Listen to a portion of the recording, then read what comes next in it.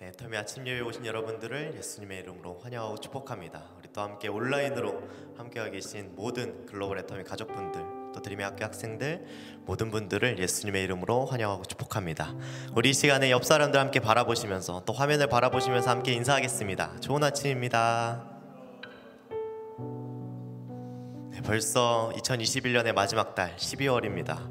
정말 1년 전에도 동일하게 이렇게 온라인으로 또 많은 분들이 현장에 참석하지 못한 상태에서도 예배를 드렸는데 1년이 지난 지금도 여전히 이제 코로나가 점점 심해지면서 또 계속해서 이렇게 온라인으로 많은 분들이 참석하고 계신데요. 각자 계신 모든 자리에서 주님을 찬양하고 예배하는 그 예배의 자리가 되었으면 좋겠습니다. 우리 시간에 예배 나아가면서 함께 찬양하실 텐데요. 내 영혼은 안전합니다. 찬양하시면서 오늘 예배에 나아가도록 하겠습니다.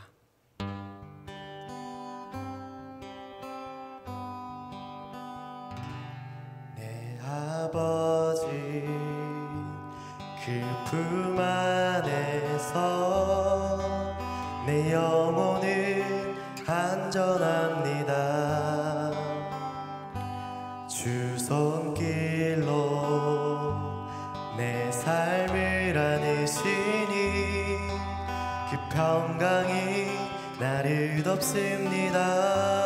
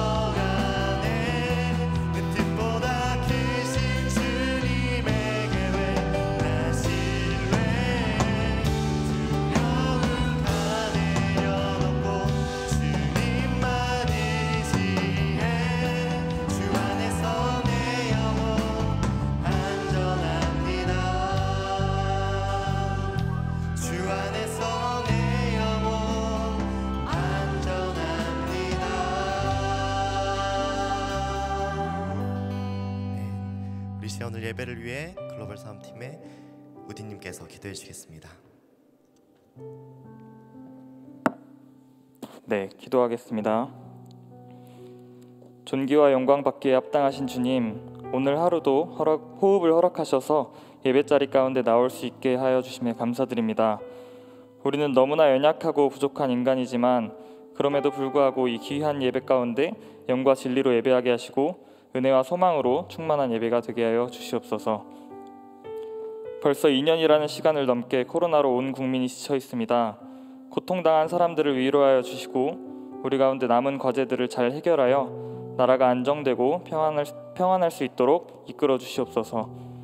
우리 나라와 각국 정상들에게 지혜를 주셔서 나라와 민족을 위한 바른 판단을 내릴 수 있도록 인도하여 주세요. 영혼을 소중히 여기는 기업 우리 애터미를 위해 기도합니다. 우리의 목적이 다른 것이 아닌 하나님의 뜻을 전하는 것에 있음을 항상 기억하게 하시고 우리가 주인 삼은 것들이 있다면 다 내려놓고 주님께 시선을 돌릴 수 있는 그런 기업이 될 수 있도록 이끌어 주시옵소서. 특별히 애터미를 이끌어 가시는 리더들을 위해 기도합니다. 다윗과 같은 담대함과 솔로몬의 지혜를 허락하셔서 때를 얻든지 못 얻든지 맡겨주신 사명을 감당할 수 있는 우리의 리더들이 될 수 있도록 인도하여 주세요. 오늘 말씀을 전하실 정홍준 목사님을 위해 기도합니다. 주님의 말씀을 선포하실 목사님을 사용하여 주시고 그리스도의 향기로 물들여지는 그런 뜨거운 예배가 될 수 있도록 청중들의 마음 또한 열어주시옵소서. 이번 주 한 주를 새로 시작하는 가운데 있습니다. 우리 마음에 항상 감사가 넘치게 해주시고 새로운 호흡으로 살아가게 하여 주세요. 이 모든 말씀 살아계신 예수님의 이름으로 기도드렸습니다. 아멘. 아멘.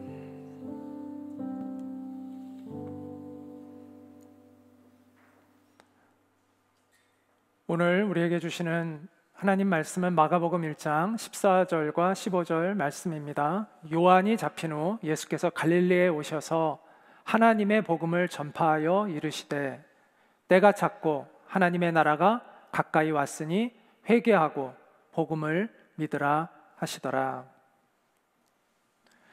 오늘은 이제 당신이 대답할 차례입니다 라는 제목으로 말씀을 전하도록 하겠습니다. 인도에서 복음을 전하고 있는 선교사님에게 한 인도인이 찾아와서 이렇게 따졌다고 합니다. 저는 당신을 도저히 이해할 수가 없습니다. 이 인도라는 나라는 워낙 종교가 이미 많은 나라인데 굳이 또 하나의 종교를 그렇게 전할 필요가 있습니까? 라고 이야기를 했다고 합니다. 그에게 선교사님이 이렇게 대답을 했습니다. 나는 종교에는 관심이 없고 오직 복음에만 관심이 있을 뿐입니다. 그 둘 사이에는 큰 차이가 있습니다. 종교는 인간이 만든 것이지만 복음은 하나님이 주신 것입니다. 종교는 하나님을 위해서, 신을 위해서 인간이 하는 것이지만 복음은 인간을 위해서 하나님이 해 놓으신 것입니다. 종교는 좋은 권면에 불과하지만 복음은 영광스러운 선포입니다. 종교는 이 세상에 많이 있지만 복음은 오직 하나뿐입니다. 이렇게 대답을 했다고 합니다.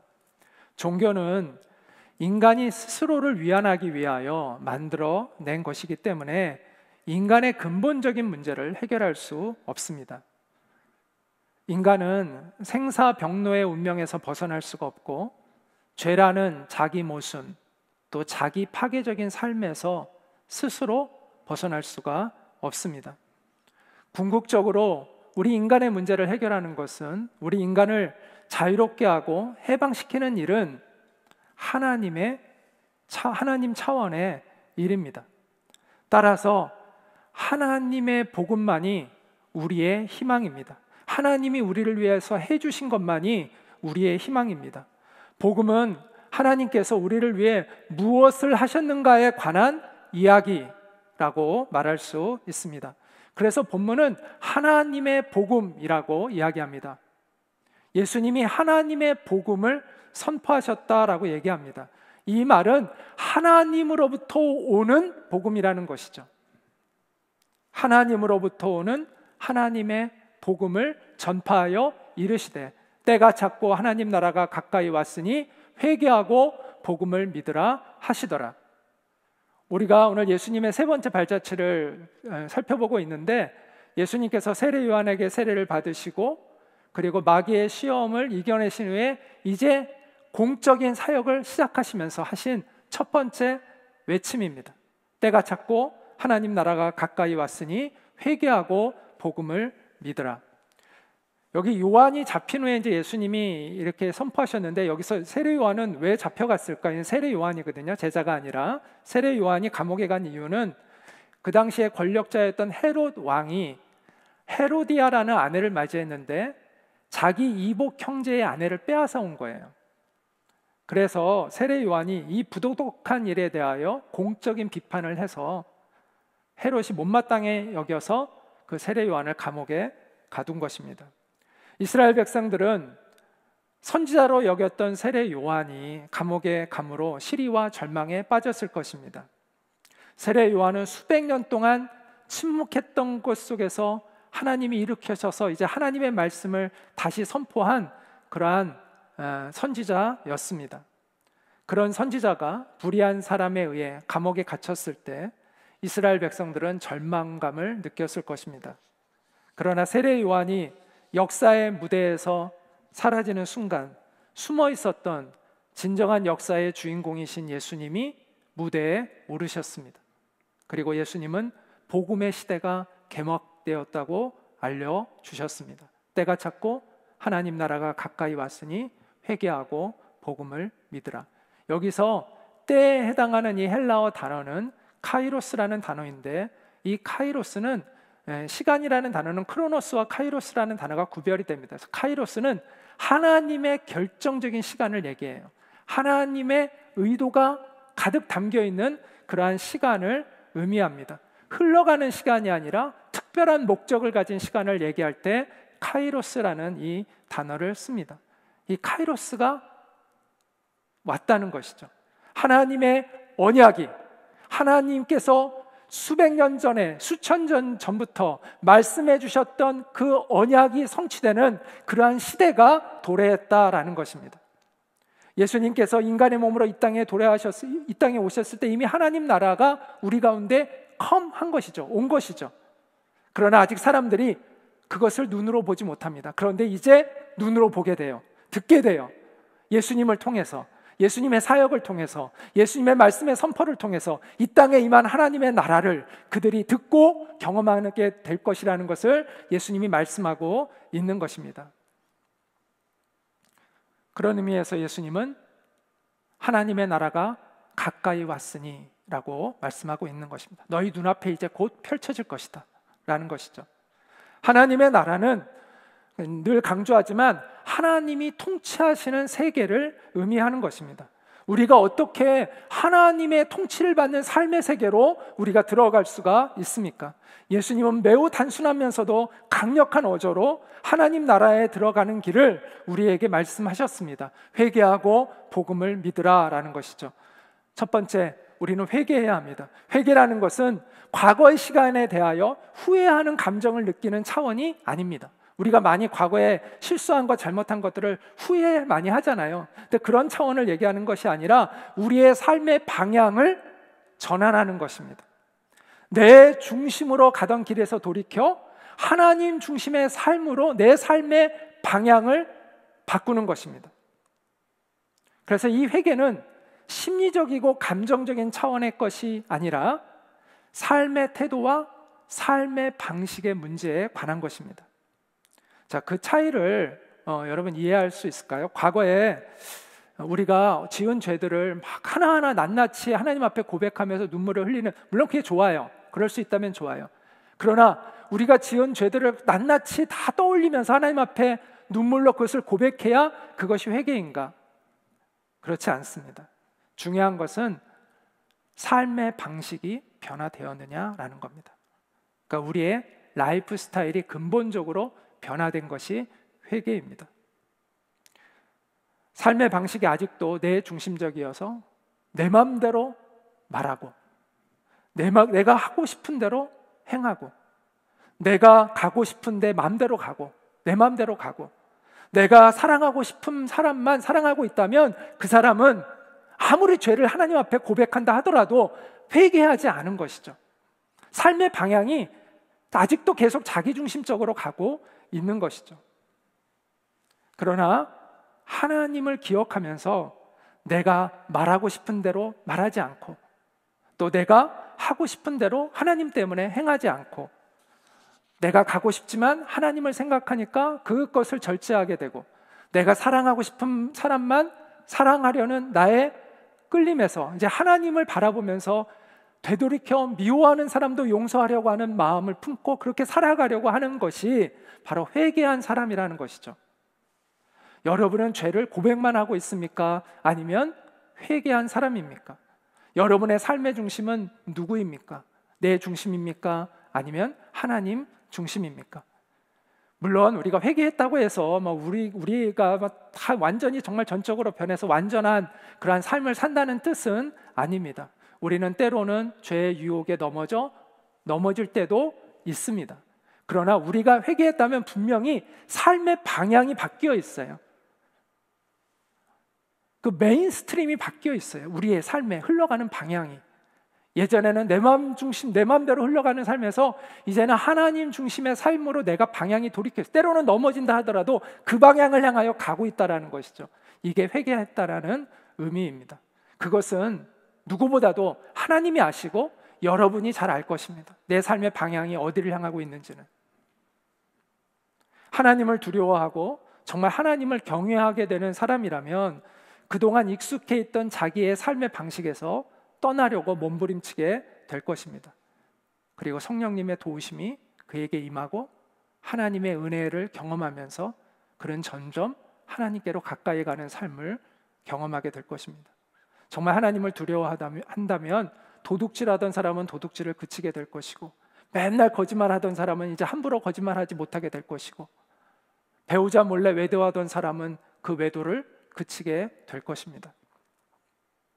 예수님을 만나서 회개한 삭개오는 그러한 삶의 변화들이 있었습니다. 그래서 자기가 착취해서 빼앗았던 돈들을 다시 그 착취했던 사람들에게 돌려 주었습니다. 이처럼 삶의 변화와 행동의 변화가 있을 때 그것이 회개인 것이죠. 세례 요한을 포함해서 어떤 성경의 선지자도, 그리고 예수님도 네가 살던 옛 방식대로 그대로 살면서 하나님의 은혜의 세계로 들어갈 수 있다라고 말한 사람은 없습니다. 이전의 방식의 삶을 계속해서 살아가고 있다면 그것은 아직 회개하지 않은 것이죠. 그 마음의 중심이 하나님을 향해 있지 않은 것입니다. 예수님은 우리에게 말씀합니다. 하나님 나라가 가까이 왔으니 이제는 회개하고 복음을 믿어라. 하나님의 나라는 회개하는 자의 것입니다. 마음을 돌이켜 하나님을 경외하는 방향으로 삶의 방향을 변화시킨 사람의 것입니다. 내 마음대로 해서 주님 뜻대로 살기를 원하고 그렇게 살고자 하나님의 은혜를 구하는 사람이 바로 회개하는 사람입니다. 여러분 모두가 회개하는 사람이 되기를 바랍니다. 두 번째, 예수님은 우리에게 복음을 믿으라라고 말씀하셨습니다. 우리는 복음이 무엇인지를 명확히 다시 한번 정립을 해야 되는데, 아까 하나님으로부터 오는 복음이라고 얘기했잖아요. 하나님으로부터 오는 복음. 자, 하나님으로부터 오는 그 하나님의 복음은 무엇일까요? 바로 예수님 그분을 얘기합니다. 예수님 그분이 하나님으로부터 오신 자잖아요. 인간의 몸을 입고 하늘로부터 이 땅에 오신 분이잖아요. 그러므로 복음을 믿으라라는 이 의미는 곧 예수 그리스도를 믿으라라는 뜻입니다. 바로 나를 믿으라라는 것입니다. 예수님은 내가 곧 길이요 진리요 생명이니 라고 말씀하셨습니다. 이 엄청난 선언 앞에 너희는 나를 믿어라. 내가 곧 길이요 진리요 생명이다. 나로 말미암지 않고는 너희는 하나님께로 갈 수가 없다라는 이 엄청난 선언 앞에 우리는 서 있는 것입니다. 그리고 그 선언에 우리가 응답하기를 요구받고 있는 것입니다. 이 응답은 우리의 운명을 좌우하고 우리의 미래를 좌우한다고 성경은 말씀하고 있습니다.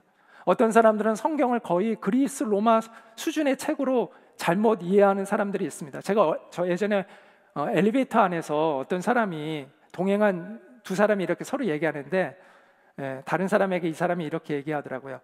하나님이 어디 있어? 성경에 쓴 이야기는 모두 거짓말이야. 내가 전에 어떤 책을 읽었는데 성경이 고대 신화를 베껴서 쓴 거래. 거기 보니까 다 나와 있더라고. 막 이렇게 얘기하더라고요. 저는 정말 그 이야기를 들으면서 무식하면 용감하구나 이런 생각이 정말 들었습니다. 저는 신학교에 가서 공부하면서 정말 깜짝 놀랐는데요. 성경에 대한 학문적인 연구는요, 상상을 초월하는 거예요. 2000년 동안 성경을 머리가 가장 좋은 사람들이 연구했잖아요. 그 양은요, 엄청난 방대해요. 만약에 성경의 진실성이 그렇게 쉽게 무너질 수 있다면 성경이 지금까지 권위를 가질 수 있을까요? 성경을 단순히 고대 신화에 비교해서 그런 수준으로 이해하는 것은 정말 무지한 것입니다. 많은 사람들이 기독교를 서양 종교라고 알고 있는데 그렇지 않죠. 기독교는 서양 종교가 아니죠. 서양 사람들이 신학을 발전시켜 왔죠. 그런데 동양 사람들은 이 마음이 통하면 그냥 대충 덮고 넘어가는 게 있잖아요. 서양 사람들은 안 그래요. 얼마나 깐깐한지 분석하고 따져요. 철저하게 따지는 사람들이 그 서양 사람들이죠. 성경은 그들에 의하여 철저하게 분석되어진 책입니다. 특히 19세기 자유신학의 물결과 함께 제가 지난번에 얘기했지만 고대 문헌 연구에 도입하는 모든 그러한 비평학들이 다 도입을 해서 성경을 분해하고 분석했습니다. 그것을 성서 비평학이라고 이야기를 합니다. 그러면서 학자들 간에 뜨거운 논쟁들이 있었습니다. 그럼에도 불구하고 성경은 그 권위를 유지하고 있는 책입니다. 학문적으로도 역사적으로도 당당히 그 존재감을 유지하고 있는 그러한 책입니다. 이런 책을 다 거짓말이래라는 이 한마디로 끝낼 수 있는 그런 책이 아닙니다. 성경은요, 모든 사람이 진지하게 대해야 하는 책입니다. 그리고 성경은 예수님에 대해서, 그분의 삶에 대해서, 그분의 말씀에 대해서 일관성과 통일성을 가지고 말씀하고 있습니다. 그리고 성경은 예수님이 내가 곧 길이요 진리요 생명이니 나로 말미암지 않고는 아버지께로 올 자가 없느니라, 이렇게 예수님이 말씀하셨다고 우리에게 선언하고 있습니다. 우리 안에 있는 절망을 우리가 정말 정직하게 인정한다면, 여러분이 정말 우리가 살고 싶은 인생을 우리가 살고 있나요? 우리가 정말 우리의 양심대로 우리가 정말 살아가고 있는 그러한 존재인가요? 그렇지 못하잖아요. 우리 안에 있는 이 절망을 우리가 정말 정직하게 인정한다면, 우리가 진정한 자유를 갈망하고 있다면, 적어도 우리는 인류의 역사에 가장 큰 영향력을 끼친 예수님의 이 도발적이고 충격적인 이 선언 앞에서 우리의 발걸음을 멈추고 진지한 고민을 해봐야 하지 않을까요? 그리고 이런 질문을 한번 던져봐야 하지 않을까요? 예수가 정말 진리일까? 왜 예수는 충분히 자기가 살려면 살 수 있는 길을 택할 수 있었음에도 불구하고 왜 그 비참한 십자가의 처형의 길을 스스로 계속 걸어갔을까? 그를 따르는 제자들은 도대체 그들이 무엇을 경험했기에 이 예수를 전하기 위해서 자기의 목숨을 내던졌을까? 예수가 누구이기에 그를 믿는 사람들이 새롭게 변화되는 것일까? 왜 그들은 자신의 인생을 바쳐서 예수를 따르는 사람이 되는 것일까? 우리가 정말 생각할 수 있는 사람이라면 최소한 이러한 질문들을 가지고 진지하게 고민해 봐야 하지 않을까요? 그래서 예수님에게 뭔가 있구나, 예수님이 믿어볼 만한 무언가 근거가 있구나라고 하면 예수님을 한번 믿어보는 그러한 모험을 택해야 하지 않을까요? 저는 그것이 예수님 복음을 믿으라는 이 1차적인 의미라고 생각해요. 예수님을 믿어보는 거예요. 우리가 믿을 만한 근거가 있으면, 그 사람을 내가 정말 다 알아서 믿는 게 아니잖아요. 믿을 만한 근거가 발견되면 믿어보는 거잖아요. 그래서 그 사람과 함께 생활하다 보면 이 사람이 정말 믿을 만한지 아닌지를 알게 되잖아요. 근데 믿어야 함께 이제 뭔가 일을 시작하죠. 믿지 못하면 같이 뭘 하지 않잖아요. 믿으니까 같이 뭘 해보잖아요. 그러면서 우리가 그 사람을 정말 알게 되잖아요. 결혼도 여러분, 여러분의 배우자를 뭘 얼마나 알아서 결혼했어요? 그런데 믿을 만한 근거가 있어서 결혼하고, 결혼해서 함께 살아보니까 믿을 만한 사람인지 알게 되고, 또 경우에는 믿지 못할 사람이라고 판단돼서 이혼하기도 하잖아요. 믿어보고 함께 있어야 아는 것이죠. 마찬가지예요. 우리가 예수님을 믿어볼 때, 다시 말해서 믿음을 가지고 예수님과 관계를 맺기 시작할 때 우리는 주님을 알아갈 수 있다는 거죠. 그리고 정말 그분이 진리이신지를 우리가 경험해 갈 수 있는 것이죠. 믿을 만한 근거가 있다고 판단되면 예수님을 믿는 모험을 해보시기 바랍니다. 어느 고등학교 교목이 학생들에게 예배 출석을 열심히 권고했는데 한 학생이 도무지 말을 듣지 않았습니다. 그래서 교목이 그 학생을 불러다가 이렇게 물어보았습니다. 너는 왜 그렇게 예배 출석을 안 하냐? 그랬더니 학생이 이렇게 대답을 했습니다. 목사님, 저는 기독교가 어떤 것인지를 도무지 알 수가 없습니다. 알 수가 없기 때문에 믿지 못하겠고, 믿지가 않으니까 저는 예배를 참석하지 않습니다. 이렇게 얘기를 했어요. 그랬더니 자기는 이제 나름 논리적으로 되게 잘 이야기했다고 생각했어요. 그랬더니 그 목사님이 그 학생에게 네가 한 말을 한번 거꾸로 해봐라 라고 이야기하니까 그 학생이 떠듬떠듬 자기가 한 말을 역으로 거꾸로 이렇게 중얼거렸습니다. 예배에 들어가지 않기 때문에 믿을 수가 없고, 믿을 수가 없기 때문에 알 수가 없다. 여러분, 믿어보아야 알 수가 있는 거예요. 우리가 다 알아서 믿는 게 아니에요. 믿음으로 알 수가 있는 거예요. 사람들이, 우리가 정말 진지하게 고민해 본다면 예수님은 믿을 만한 충분한 근거가 있으신 분이심을 깨닫게 될 것입니다. 그리고 성경이 사실이라면, 예수님이 정말 우리를 구원하기 위해 이 땅에 오신 하나님의 아들이 맞다면, 그분이 정말 그 말씀대 자신이 얘기한 대로 길이요 진리요 생명이라면 그분을 만나는 것은 우리의 인생의 가장 중요한 일입니다. 예수님을 믿기로 결단하는 모험을 해보십시오. 저의 경험상 그 모험이야말로 인생에서 가장 후회되지 않는 그런 모험이 될 것입니다. 또한 본문에서 예수님께서 말씀하신 복음을 믿으라라는 이 말은 2차적인 의미도 저는 있다고 생각합니다. 이것은 예수님을 믿었고 예수님을 이미 알게 된 사람들에 대하여 또한 이것은 또 하나의 의미로 우리에게 다가올 수 있다고 생각해요. 이 복음을 믿으라라는 것은 이미 기존의 기독교인인 분들에게는 어떤 의미로 다가올 수 있느냐 하면 예수님에 대한 온전한 신뢰와 순종을 의미하는 것입니다. 예수님을 정말 따르는 사람이라는 것을 우리의 삶에서 증명해 보이라는 것이죠. 우리가 언제까지 믿어보는 수준으로 계속해서 살아가겠습니까? 믿어졌으면 우리의 인생을 주님께 온전히 의탁하고 맡기는 믿음으로 성장해 가야 되는 것이죠. 지금까지 우리가 맛본 하나님의 나라가 다가 아니에요. 우리는 더 깊은 하나님의 세계로 들어가야 돼요.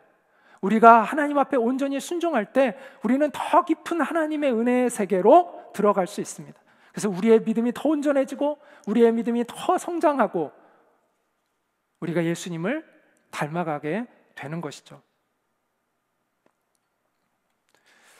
제가 부목사로 이제 청년부 사역을 하고 있던 2007년 어느 날 하나님께서 저에게 말씀하셨습니다. 내가 너에게 새로운 길을 보여줄 테니까 너는 마음을 열고 그것을 받아들여라. 이렇게 마음에 주셨어요. 그리고 나서 제가 일터 사역을 시작하게 되었습니다.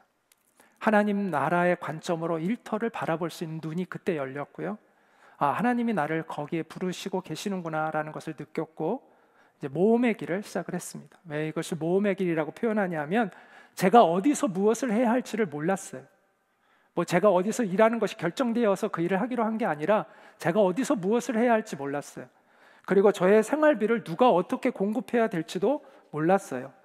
그리고 일터 사역은 제가 전에 관심을 가졌던 사역도 아니에요. 그때 하나님 말씀하셔서 그때 눈이 열렸어요. 물론 제가 매주 월요일마다 어떤 회사에 가서 제가 지도 목사로 있으면서 그 회사에서 말씀을 전하긴 했는데 하나님 나라의 관점으로 제가 일터를 바라본 적은 그 전에 한 번도 없었어요. 그냥 설교했어요. 하나님 나라의 관점으로 일터를 깊이 고민해보지도 않고 그냥 설교를 했어요. 처음으로 제가 일터에 대한 관심을 그때 가진 거예요. 일터 사역 단체에서 내가 경험을 한 것도 없고 지식도 없고 그 전문가들과 교류를 한 적도 한 번도 없었어요. 제게는 조직도 없고 인맥도 없었어요. 근데 막막했지만 하나님이 저에게 분명 말씀하신 것 같았기 때문에 거부할 수 없었고 제가 일터 사역에 뛰어들었습니다. 그렇게 하니까 하나님이 저를 이렇게 인도해 주시더라고요. 갑자기 어떤 만난 사람이 제 비전을 나누니까 그 사람이 누구를 찾아가라고 하면서 연락처를 주고 제가 그 사람에게 전화를 했더니 하나님이 당신 누가 자기를 찾아올 거라고 얘기를 했다는 거예요. 그러면서 저를 기꺼이 만나주더라고요. 그래서 그 사람과 만나서 또 이야기를 하고 그 사람이 누구를 만나자고 해서 그 따라다니고 이렇게 하면서 계속해서 이렇게 저의 사역이 확장되어 갔습니다. 그런데 우리가 주님께 순종한다고 해서 일이 순조롭게 되는 것이 아닙니다. 어려움이 많았습니다. 경제적으로도 되게 어려웠고요. 또 서러움을 겪을 때도 많았습니다. 제가 조직도 없고 호롤단신으로 다니다 보니까 조직도 없고 재력도 없고 그러니까 은근히 무시당할 때가 많더라고요. 그래서 제가 한 몇 년 동안은 그냥 밑에 있는 후배들이 한참 아래 후배들인데 그들이 하자는 대로 그냥 따라했어요. 경험도 별로 없으니까 그들이 먼저 경험한 사람들이라니까 그들이 하자는 대로 그냥 군말 않고 따라만 다녔습니다. 그런데 하나님이 그렇게 한 5년 정도를 이렇게 굴리시더니 한 2013년부터 2017년까지 제가 한국의 비즈니스 선교 운동의 중심부에서 일할 수 있는 기회를 저에게 열어주셨습니다. 그것이 저에게 부를 가져다 준 것도 아니고 명예를 가져다 준 것도 아니고 제 이름을 사람들이 많이 알게 된 것도 아니고 제가 실무를 담당했기 때문에 제 이름을 많이 알지도 않아요. 그렇지만 하나님 나라 역사에 동참하는 큰 기쁨이 있었고요. 교회와 일터와 선교라는 것을 총체적으로 이해할 수 있는 눈이 열렸습니다. 그리고 하나님께서 이곳에 2018년도에 이곳에 올 수 있도록 인도해 주셨습니다. 주님께 순종함으로 누리는 이 복은요, 저는 그렇게 생각해요. 우리가 무슨 어떤 위대한 일을 행하는 것이 아니라 위대하신 그분을 깊이 경험하는 것이라고 생각합니다. 우리가 물론 어떤 사람은 위대한 일도 하겠지만 우리가 세상 사람들이 알아주는 무슨 위대한 일을 하는 것이 아니라 위대하신 하나님을 경험하는 것, 그것이 순종하는 사람이 누리는 감격이요 기쁨이라고 생각합니다. 우리가 순종할 때 하나님을 깊이 경험합니다. 순종하고 나서 하나님을 깊이 경험하는 거예요. 하나님을 깊이 알아서 순종하는 게 아니라, 깊이 경험해서 순종하는 게 아니라 하나님의 부르심에 우리가 응답하고 순종할 때 하나님을 깊이 알아가게 되는 거예요. 그런 기쁨이 우리 모두에게 있기를 소망합니다. 여러분에게 하나님께서 요구하시는 순종은 무엇입니까? 거기에 여러분 믿음으로 응답하시기 바랍니다. 1차적인 믿음에서 2차적인 믿음으로 발전해 가셔야 돼요. 자, 한번 믿어보자. 그래서 믿으신 분들은 이제는 정말 제대로 믿어보자. 정말 이제는 내 인생을 온전히 주님 앞에 한번 의탁드려 보자 라는 이 믿음으로 성장해 가야 하는 것입니다. 하나님은 이미 그런 근거들을 여러분의 삶 속에 주셨을 거예요. 그래서 그런 마음의 부담감이 있을 거예요. 하나님의 그런 믿음의 근거를 주시지 않고 우리에게 전적으로 너는 나를 따르라라고 말씀하시지 않아요. 분명히 그런 부담이 있는 분들은 이미 하나님이 여러분의 삶에 많은 것을 보여주셨을 거예요. 이제 여러분이 그 부르심에 응답할 때 새로운 차원으로 하나님을 깊이 경험하게 될 것입니다. 예수님은 우리의 마음속에 조용히 외치고 계십니다. 때가 찼고 하나님 나라가 가까이 왔으니 회개하고 복음을 믿으라. 이제 우리가 대답할 차례입니다.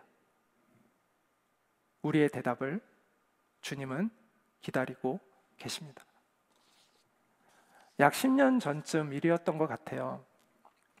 제가 지도 목사로 있던 그 회사의 직원이 저에게 찾아와서 자기 엄마의 친한 친구가 말기암으로 호스피스 병동에 입원해 있는데 그분에게 복음을 전해 주었, 제가 가서 복음을 좀 전해 주었으면 좋겠다고 그 엄마가 부탁을 하더라는 거예요. 왜 자기 담임는 목사님한테 부탁을 해야지 왜 저한테 부탁을 하시는지 모르겠어요. 근데 어쨌든 제가 그 말을 듣고 거부를 못 하겠더라고요. 그래서 내가 그럼 가겠다고 해서 그 어머니와 함께, 그 직원의 어머니와 함께 그 친구분을 만나러 갔어요. 보니까 그녀가 약 한 50대 초반 정도로 보여요. 정확한 나이는 모르겠어요. 근데 큰 호스피스 병동을 홀로 쓰고 계신 걸로 보아서 잘 사시는 분인 것 같았어요. 그런데 제가 이야기 듣기로는 남편으로부터 배신당해서 홀로 살고 있다는 이야기를 들었습니다. 친한 친구의 권면으로 목사를 억지로 맞이하는 것 같았어요. 되게 어둡고 또 저에 대해서 약간 경계심을 가지고 이렇게 있는 것을 느꼈습니다. 저는 죽음을 눈앞에 두고 있는 그녀에게 예수님의 십자가의 복음을 전했습니다. 하나님의 그 포기하지 않는 사랑을 전했습니다. 남편으로부터 버림받고 이제는 암 선고까지 받은 인생의 모든 소망을 잃어버린 그녀에게 예수 그리스도의 복음을 전했습니다. 그리고 그녀에게 단 하루를 살더라도 진정한 인생을 사시라고 권면을 했습니다. 이제 앞으로 남은 인생이 얼마 남지 않았지만 단 하루를 살더라도 진정한 인생을 사세요라고 권면을 드렸습니다. 사랑할 수 있는 자유를 누리는 삶을 사시라고, 용서할 수 있는 자유를 누리라고, 기쁘고 감사할 수 있는 자유를 누리는 진정한 인생을 사시라고. 그런 인생을 정말 살고 싶지 않았냐고. 그런데 그동안 그렇게 살지 못하지 않았느냐고. 그런데 예수 그리스도 안에서 진정한 인생을 살 수 있다고.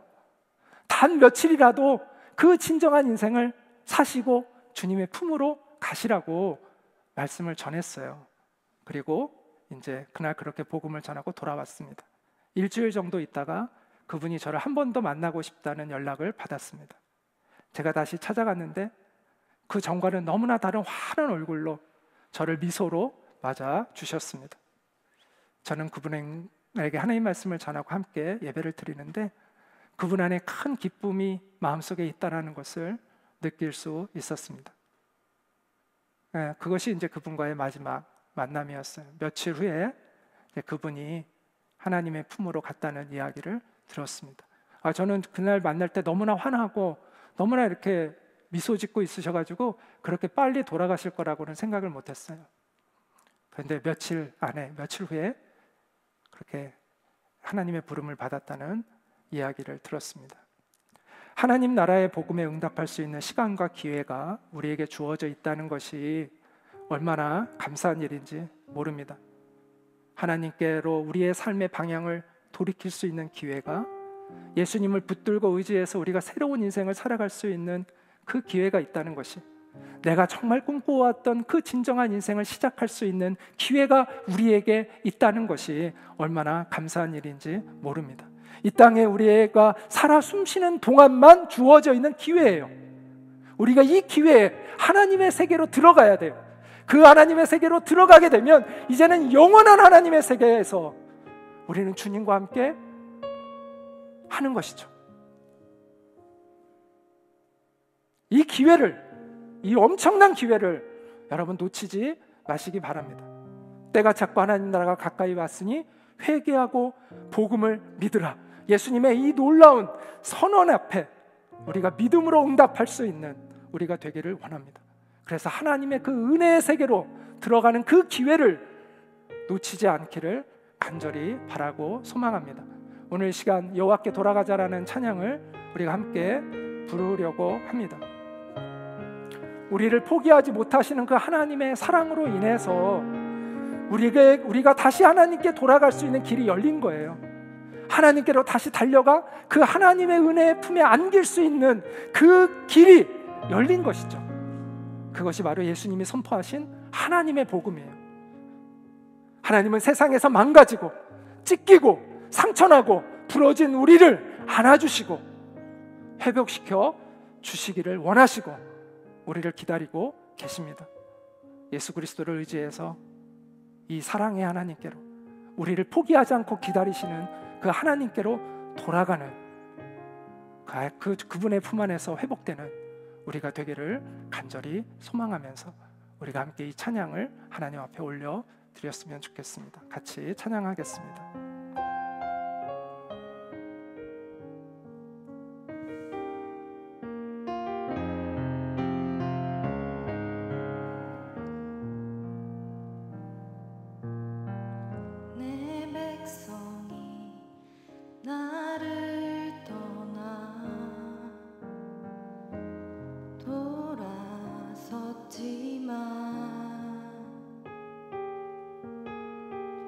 내 사랑이 내